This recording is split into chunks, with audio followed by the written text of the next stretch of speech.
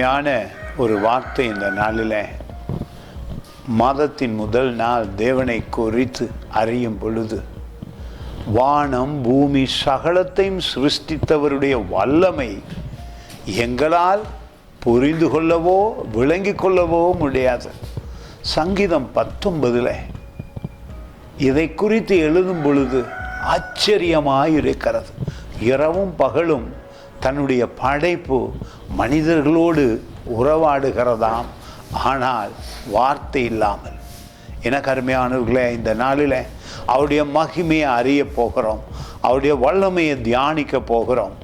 நிச்சயமாக உடல் ஆரோக்கியம், மன சமாதானம், முழு மாதமும் வெற்றி. காரணம், நமது தேவன் சகலத்தையும் படைத்தவர் இயேசு கிறிஸ்து மூலமாக எங்களை நேசித்திருக்கிறார்.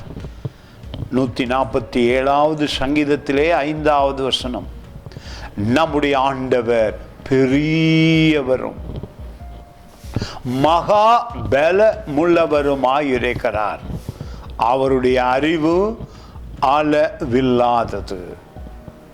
தேவனை குறித்து அறிவதற்கு அதிசயமான ஒரு சூப்பர் நேச்சுரல்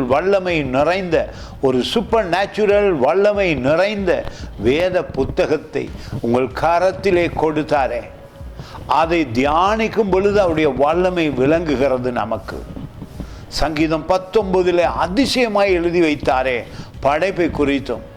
இதனால நீங்களும் நானும் அந்த மகிமையின் ஆண்டவரை ஆராதிக்க, அவரை உயர்த்த ஒப்பு கொடுப்போம்.